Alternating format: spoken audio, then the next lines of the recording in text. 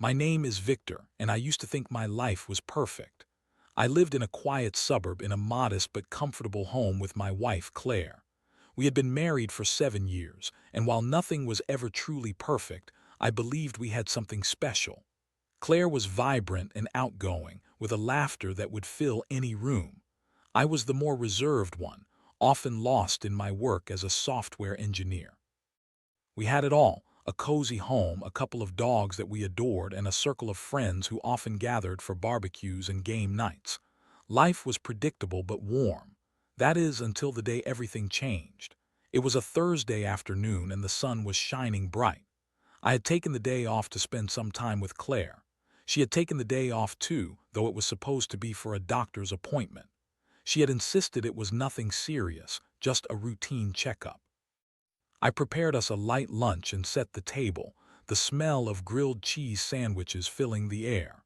As I waited for her to come home, I couldn't shake off the feeling that something was off.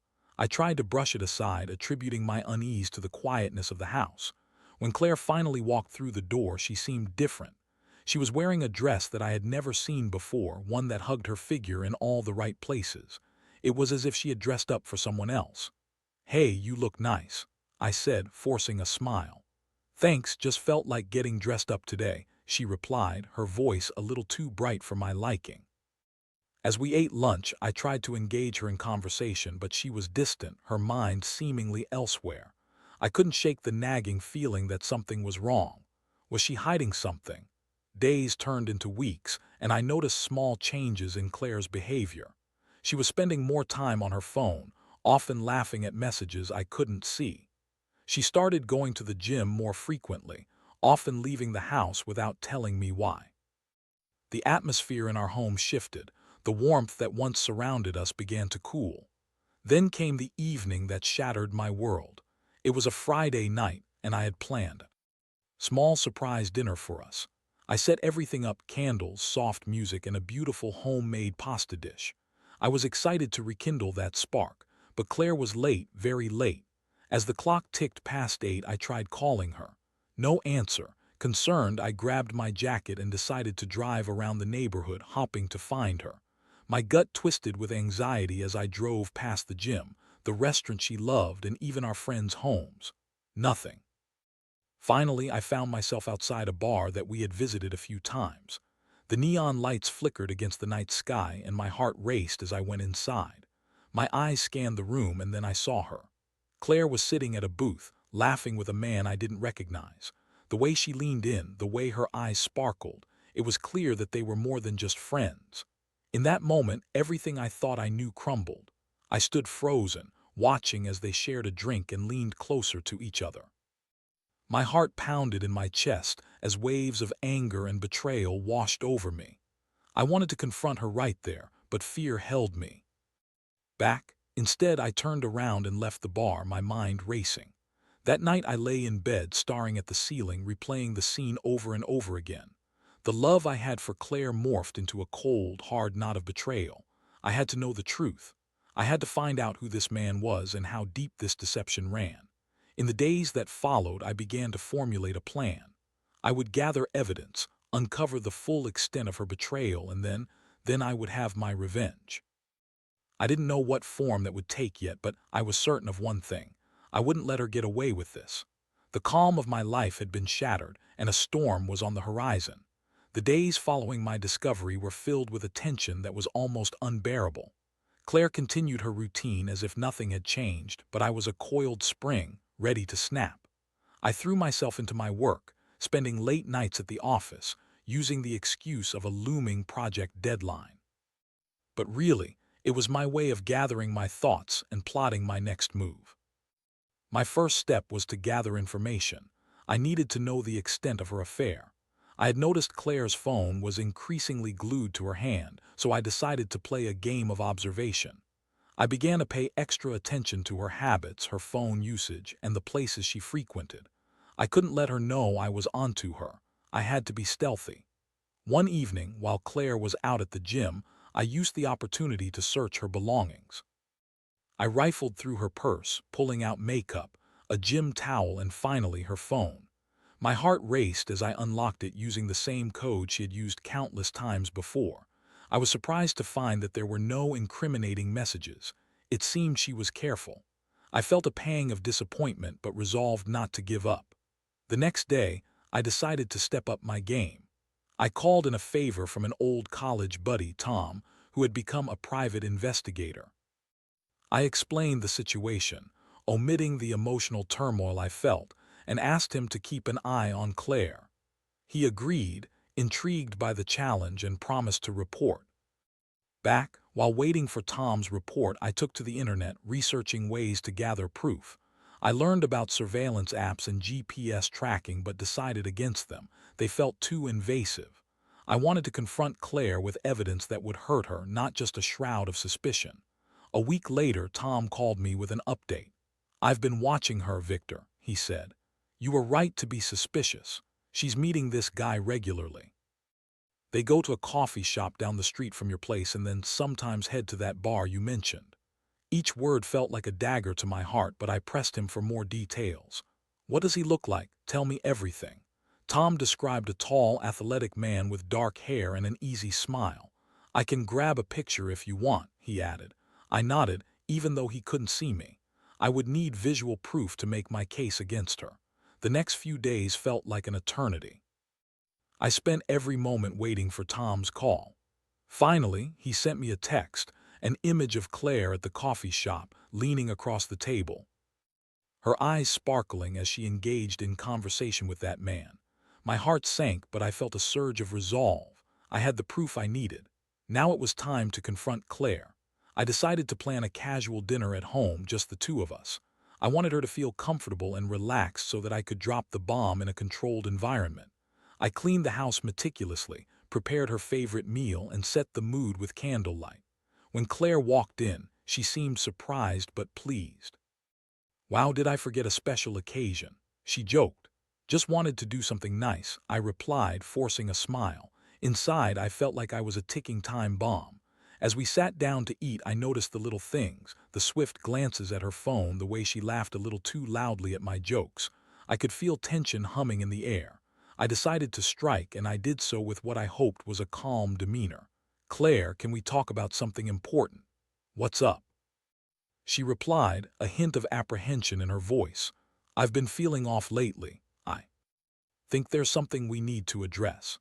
Her expression changed, and for a brief moment I caught a glimpse of fear in her eyes. "Victor, what do you mean?" "Stop pretending, Claire. I know about the guy." Her fork clattered against her plate and she froze. "What guy?" she asked, though I could see the color draining from her face. I leaned forward, my heart pounding in my chest. "The man you've been seeing. The one who makes you laugh at coffee shops and sneaks you away to bars." I pulled out my phone and showed her the picture Tom had taken. Claire's eyes widened, and for a moment she looked like a deer caught in the headlights. "Victor, listen," she began, but I cut her off. "Don't even try to deny it. I've seen everything. The late-night texts, the missed calls. I know you're cheating on me." Tears welled in her eyes as reality hit her. "I didn't want you to find out like this. I was going to tell you." "Tell me what?" I raised my voice. "That you were going to break my heart and ruin everything we've built." Together, she looked away, unable to meet my gaze. "It's complicated," she whispered. "Complicated." I felt anger boiling up inside me. "There's nothing complicated about cheating, Claire. You chose to betray me." Silence engulfed us, thick with the weight of reality. I felt an icy calm wash over me, igniting a fire of revenge deep inside. I had the proof, and now I needed a plan. The silence was deafening. Claire's eyes were red, brimming with tears, yet she remained silent, the words she should have said trapped behind her guilt. I felt a wave of vindication wash over me, but it was intermingled with a cold, visceral rage. I had been wronged, and it was time to make her understand the full weight of her betrayal. I stood up, my chair scraping harshly against the floor as I walked away from the table. "I need time to think," I said, my voice steady despite the storm inside me. I walked to my home office and shut the door, leaving Claire alone in the dining room, the sound of her quiet sobs echoing in my ears. As I sat behind my desk, I stared blankly at the screen, but my mind was racing. I suddenly felt a surge of clarity. I needed a plan, a way to make Claire feel the consequences of her actions, to have her experience the pain she had inflicted on me. It wasn't just about the affair, it was about the trust she had shattered. Over the next few days, I developed a strategy. I didn't want to lash out impulsively. I wanted to deliver a carefully crafted revenge that would hit her hard. I wanted her to feel the weight of her choices, not just in the moment but for a long time after. I decided that the best way to do this was to expose her infidelity to those closest to her, her friends and family. I imagined how it would feel to watch her face as I confronted her with the truth in front of those who cared about her. The shame, the humiliation, those were the emotions I wanted her to experience. But I also wanted to ensure that I had all my ducks in a row before executing this plan. I couldn't just go in guns blazing. I needed to be strategic. I contacted Tom again and asked him to gather more evidence. This time, I wanted photos and possibly videos of Claire with her lover.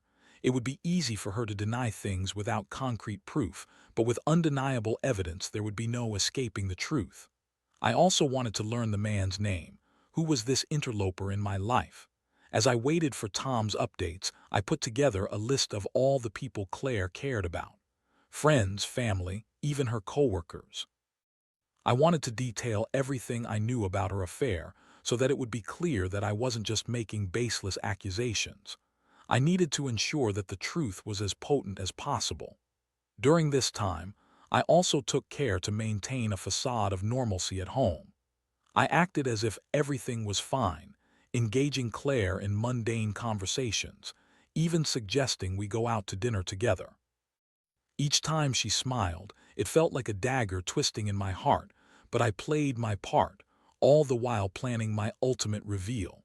A week later, Tom got back to me with the first batch of evidence. He sent over photos showing Claire and the man leaving the bar together, their body language unmistakably intimate. I felt a twisted sense of satisfaction. Each picture was a silent scream of betrayal, and I relished the thought of using them to tear down the life Claire had built on deceit. I also learned the man's name, Eric. He was a personal trainer at the gym Claire had been frequenting, someone who had crossed the line from being a friend to a lover. With this knowledge in hand, I could craft a narrative that would resonate when I confronted her. The day of reckoning approached, and I began to set the stage. I invited a few of Claire's closest friends for a casual get-together. I positioned it as a gathering to catch up, but my real intention was to make the evening a platform for exposing Claire's infidelity. I knew she wouldn't suspect anything. She would assume it was just another friendly dinner. As the day arrived, I felt a mix of excitement and dread. I cooked a large meal, filling the house with the aroma of roasted chicken and vegetables. I set up the dining room with candles and soft music, creating an atmosphere that felt inviting yet charged with anticipation. When Claire walked in, she was cheerful, completely unaware of my hidden agenda. We greeted our friends as they arrived, and laughter filled the air. I kept an eye on Claire, who seemed content, blissfully ignorant of the storm brewing around her. After dinner, I suggested we move to the living room for dessert, where I had set up a projector to show some photos from our recent vacations. The group gathered around, and I took a moment to glance at Claire. She looked so happy, and it made what I was about to do that much harder. Before we dive into dessert, I began, keeping my tone light. I wanted to share something that has weighed heavily on my heart for a while now. The room quieted, and Claire's smile faded slightly as she sensed the shift in mood. I think it's important for everyone here to know the truth. I took a breath, my heart racing. Claire has been seeing someone else. Gasps filled the room, and I watched as the realization hit Claire. Her face paled, and she shot me a panicked look, but I pressed on, pulling out my phone and displaying the photos Tom had taken of her with Eric. "Meet Eric, the man who has been stealing my wife," I said, my voice steady despite the tempest of emotions inside me. The faces of our friends morphed from shock to disbelief, and I could see Claire crumbling under the weight of her lies. "Victor," she exclaimed, desperation lacing her voice. "You can't do this." "Oh, but I can, Claire. You made your choices, and now everyone deserves to know who you really are." The atmosphere in the room shifted completely. Friends exchanged glances, and Claire's own friends looked at her with a mix of concern and disappointment. "Is this true?"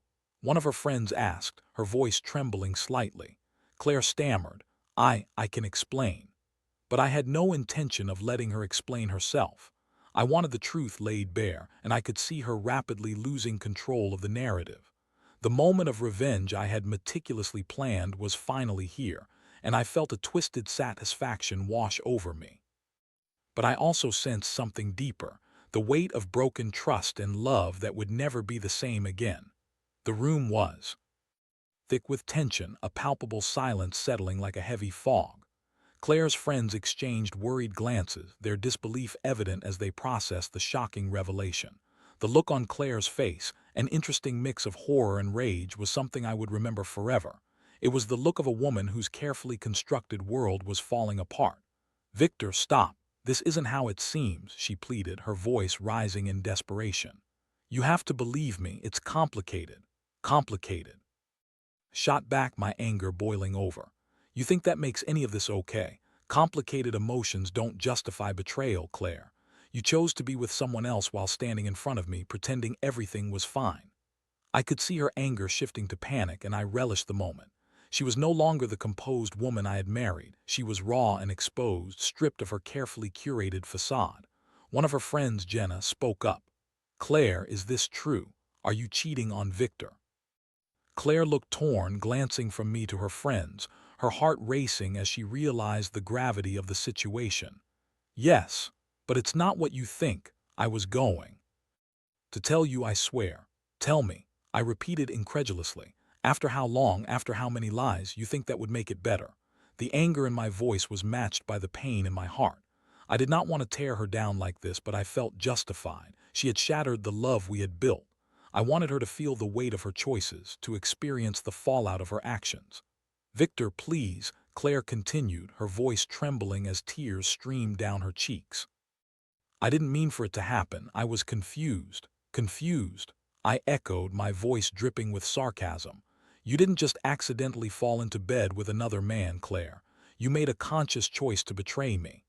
The silence that followed was heavy. Claire's friends looked on, unsure of how to react. I could see their disappointment in her, the way they shifted uncomfortably, unsure of who to support. I felt a sense of triumph in that moment, knowing that I was exposing the truth that Claire had tried so hard to hide. "I want everyone here to know," I continued, my voice steady. "Claire's actions aren't just a momentary lapse in judgment.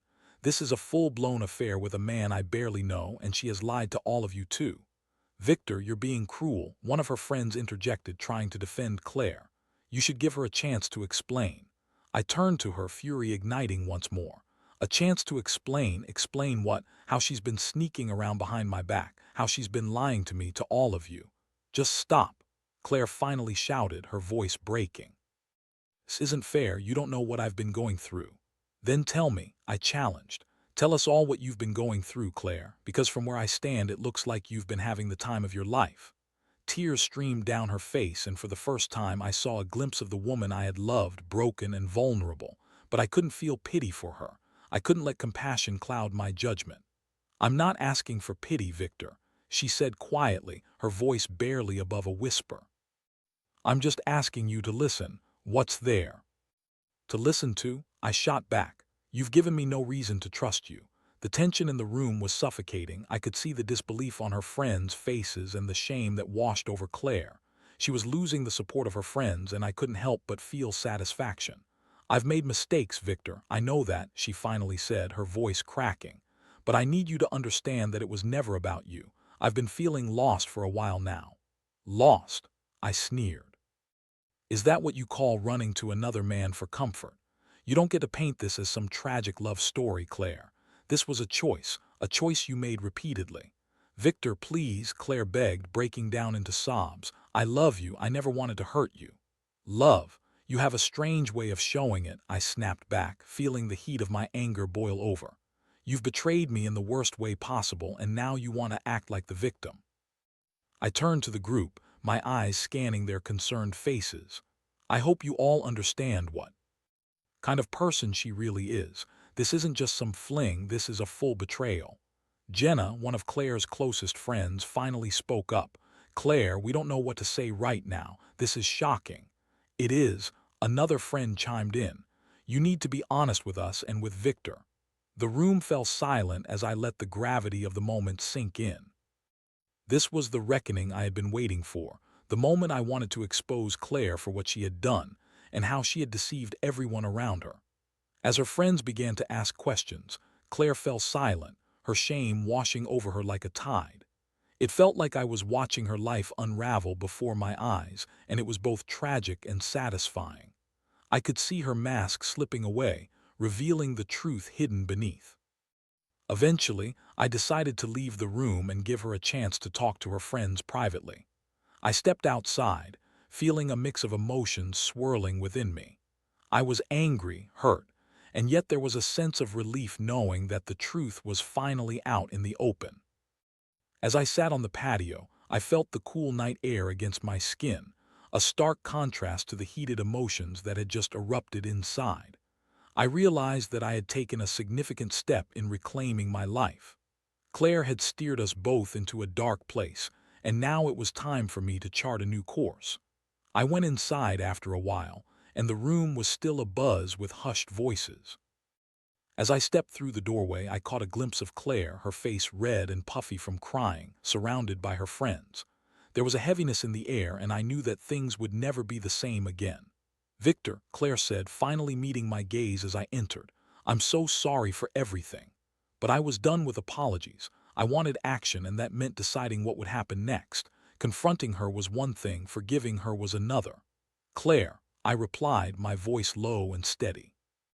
"Your actions have consequences, and you can't just apologize your way out of this. I need time to think about what I want. Victor, please don't walk away from me." She pleaded, but I could see the truth in her eyes. She knew that she had crossed a line and there was no going back. I took a deep breath, feeling the weight of the moment settle over me. I need space to figure things out. With that, I turned and walked away, letting the door close behind me. The days following that night felt like an eternity. The storm I had unleashed had left my life in disarray, and I was reeling from the emotional fallout. The truth had come out, and while part of me felt a sense of vindication, the other part was heavy with the reality of what had transpired. Claire and I moved through the house like two strangers, each of us wrapped in our own cocoon of pain and regret. She avoided eye contact, and I focused on keeping my distance. I could feel her eyes on me, searching for some sign of forgiveness or understanding, but I had none to offer. I had reached out to a few close friends, seeking refuge in their company whenever I could. They had been supportive, offering a listening ear and comforting words. They helped me process the events, and I found solace in their presence. It was a reminder that I was not alone in this storm. Meanwhile, Claire spent her days in a haze. I could see her trying to reach out, attempting to have conversations that fell flat, but the gulf between us was too wide. One evening, she approached me cautiously, her fingers fidgeting nervously. "Can we talk?" she asked, her voice barely above a whisper. I looked up from my laptop, the half-finished work in front of me a distraction from the reality of the situation. "What is there to talk about?" I replied, my tone colder than I intended. "I just want a chance to explain, to tell you how I truly feel," she said, her eyes pleading. "What is there to explain, Claire?" I shot back. "You made your choices. You chose to betray me, and now you want to talk." "Victor, please, I am sorry. I regret everything," she said, tears spilling down her cheeks. I hardened my heart, feeling the familiar anger bubbling to the surface. "Sorry doesn't fix this. You've broken something that can't be repaired." With that, I turned away from her, unable to see the hurt in her eyes. I had made my decision. There was no going back to the way things were, and the thought of reconciliation felt absurd. As the days turned into weeks, I found myself contemplating the future. I began to envision what my life would look like without Claire. The thought was both terrifying and liberating. I had spent so long with her that the idea of being alone felt foreign, yet there was a flicker of excitement at the possibility of starting anew. Tom continued to follow up with me, checking in and offering support. He had gathered more evidence of Claire's affair, including texts that revealed the depth of her relationship with Eric. I contemplated whether I should confront her with this information, but a part of me felt it was unnecessary. The truth was already out, and I didn't want to drag it out further. One evening, as I sat in the living room lost in thought, Claire walked in quietly. She looked different, a sense of resignation washing over her features. "Victor, I know I've hurt you and I can't change the past," she said, her voice trembling, "but I want to try to make things right. I want to rebuild trust if that's even possible." I shook my head, feeling anger rising within me again. "You think it's that easy? You think you can just apologize and we can go back to how things were?" "It's not about going back," she replied, her eyes locking onto mine. "It's about moving forward. I want to work on myself and our relationship. I've realized how much I've taken for granted." "And you think I should just forget the betrayal?" I asked, incredulous. "How do I know you won't do this again? I know I don't deserve your trust right now, but I'm willing to do whatever it takes to prove to you that I can change," she said, her voice filled with sincerity. I could see her vulnerability, but it only made me more resolute. "There's nothing you can do to prove that to me right now," I replied, the weight of my words hanging heavily in the air. "You've shattered the foundation of our marriage." "I need time to think, Claire, time to decide what I want." She nodded slowly, tears rolling down her cheeks. "I understand," she whispered, turning on her heel and walking away. As she left the room, I felt a strange mix of emotions. There was anger and sadness, but also relief. I had stood my ground, and for the first time, I felt empowered to reclaim my life. I spent the next few weeks immersing myself in work and my hobbies. I started going to the gym more frequently to channel my frustration into something positive. I needed an outlet, a way to clear my mind. Claire continued to reach out, but I remained distant, aware that I needed to focus on myself. In the midst of this turmoil, my friends rallied around me, organizing outings and encouraging me to step out of my comfort zone. They reminded me that I was worthy of love and respect, and I began to see glimmers of hope for a future without Claire. One weekend, I attended a gathering at a friend's house. It was a welcome distraction from the heaviness of home. As I mingled with familiar faces, I felt a sense of normalcy returning, one that I had thought lost forever. During the evening, I ran into Jenna, one of Claire's closest friends. She approached me with an understanding smile. "How are you holding up, Victor?" she asked gently. "I'm managing," I replied, forcing a smile. "Just trying to figure things out, you know." "I can only imagine how hard this must be," she said, her tone sincere. "Claire has been struggling too. She feels awful about what happened." I nodded, but I knew that didn't change anything. "I appreciate your concern, but she made her choices, and I have to focus on my own well-being right now." "Of course," Jenna replied. "Just know that if you ever want to talk or need support, I'm here for you." Her kindness was comforting, and I could feel the weight of my burden lifting ever so slightly. I spent the rest of the evening chatting with friends, laughing and enjoying the moment, a sense of freedom washing over me. But as I returned home that night, the reality of my situation hit me hard. I had a decision to make. Could I truly move on from Claire, or was I clinging to the remnants of a relationship that had been built on lies? I lay in bed, staring at the ceiling, the silence of the house enveloping me. My thoughts drifted to the future, wondering what it would look like without her. I felt a twinge of fear, but I also felt a flicker of hope. I could rebuild my life, reclaim the pieces that had been shattered. It was time to take control. The storm had passed, but the aftermath was now mine to navigate. As days turned into weeks, I found myself firmly entrenched in the aftermath of the storm. I had taken the necessary step back from Claire, focusing on rebuilding my life without the weight of her betrayal dragging me down. Yet, the question of what to do with our relationship lingered in the back of my mind like an ever-present shadow. Claire had attempted to reach out multiple times, but I kept my responses brief and detached. I didn't want to engage in discussions that would only lead to more heartache. Each time she reached out, I reminded myself why I had chosen to distance myself. The betrayal was still fresh, and while I understood her desire for redemption, I knew I wasn't ready to forgive her. One Friday evening, I returned home from a long week at work, exhausted but relieved to finally have the weekend to myself. I had plans to catch up on some reading and perhaps take a long walk to clear my mind. Instead, I found a letter slipped under the door. It was from Claire, and my heart raced as I picked it up, unfolding the paper to reveal her handwriting. Victor, it began. I know you've been trying to process everything that has happened. I respect your space, but I need to say what's on my heart. I never intended to hurt you, and I regret every moment I spent with Eric. I realize now how deeply I've hurt you and everyone around me. I could almost hear her voice as I read the words, the sincerity striking a chord deep within me. I've been working on myself, seeking therapy to understand my actions and to find out how I can become a better person. I can't change the past, but I want to make amends. If there is any part of you that still cares, let's talk. I felt a mixture of anger and sorrow rise within me as I read the final lines. I miss you, Victor. I miss us. Please, when you're ready, let's discuss our future. I folded the letter and placed it on the table, feeling lost in a whirlwind of conflicting emotions. I wanted to be angry. I wanted to deny her the chance to explain. Yet there was a part of me that still loved her, a part that yearned for the connection we had shared. It was complicated, and I hated that it was. That weekend, I decided to take time for myself.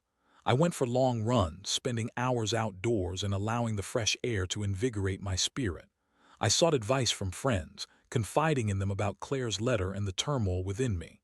They encouraged me to listen to my heart and to follow a path that felt right for me, regardless of what others thought. On Sunday evening, as I sat on the couch with a cup of tea, it hit me. I needed to confront my feelings head-on. I decided to meet with Claire, not necessarily to reconcile, but to gain closure for myself. I reached out to her, suggesting we talk the following weekend. When the day arrived, I was filled with both apprehension and determination. The air was thick with tension as I stood in front of the mirror, adjusting my tie, mentally preparing myself for the encounter. I wanted to remain composed and clear-headed. I wanted to be honest about my feelings without letting the emotional weight of our history overwhelm me. We met at a small cafe, one we had frequented during happier times. As I walked in, I spotted Claire sitting at a corner table looking nervous and vulnerable.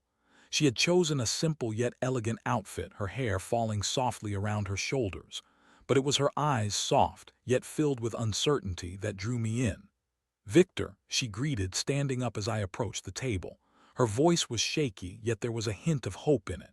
"Hey, Claire," I replied, taking a seat across from her. The tension between us felt charged, the unspoken words hanging in the air. "Thank you for coming," she said softly, her gaze dropping to the table. "I know this isn't easy for either of us. Let's just talk," I said, cutting straight to the chase. "I've read your letter and I want to understand what you mean about working on yourself." She took a deep breath, her composure wavering. "I've been in therapy for the past few weeks. It's been eye-opening. I've realized that my actions were not just a mistake, but a reflection of deeper issues within myself. I was unhappy and trying to fill a void, but I didn't have the right to drag you into that chaos." I listened intently, my heart torn between anger and empathy. "And the affair with Eric?" I probed, my voice steady but firm. "What about that?" "I can't excuse it," she admitted, her voice breaking. "I was selfish and misguided. I thought I could find happiness in someone else, but all it did was lead to more pain for you and for me. I regret it every day." I held her gaze, searching for sincerity. "It's not easy for me to just move on, Claire. You've hurt me in ways I can't forget." "I understand. I know I don't deserve your trust," she said, tears glistening in her eyes. "But I want to rebuild what we had if you're willing to give me a chance. I want to prove that I can be better." There it was, the plea for reconciliation. But as I sat there, I realized that I wasn't ready to jump back into our relationship. I didn't want to make promises I couldn't keep, nor did I want to set her up for disappointment. "Claire," I said carefully, "I appreciate your honesty and your willingness to confront your mistakes, but I need time. Time to heal and to figure out what I want. I can't promise that I'll ever feel the same way about us again." She nodded, visibly pained but respectful of my feelings. "I understand, Victor. I will give you the space you need. Just know that I'm here and I want to do the work, whether it's with you or on myself. I want to be a better person." As we parted ways that day, I felt a sense of relief wash over me. I had confronted the past, and while it didn't offer a clear resolution, it allowed me to take control of my future. I didn't have all the answers, but I knew one thing. I would not rush into decisions driven by anger or hurt. In the weeks that followed, I continued to focus on my well-being. I filled my time with friends, hobbies, and self-reflection. I took the opportunity to explore my own interests and passions, discovering parts of myself that had been overshadowed by my relationship with Claire. Eventually, I began to see the light at the end of the tunnel. The burden of betrayal had begun to lift, replaced by a renewed sense of self. I realized that I could move forward, whether that meant rebuilding my life without Claire or exploring the possibility of a future with her. In the end, I understood that healing wasn't a straight path but a journey with ups and downs. I would take it one step at a time, allowing myself the grace to feel, to learn, and to grow. As I stood on the brink of this new chapter, I felt a sense of hope blossoming within me. I would navigate this terrain on my own terms, and no matter the outcome, I was ready to face whatever came next. I stepped outside, taking a deep breath of fresh air, ready to embrace the future. The storm had passed, but the journey of rebuilding had only just begun.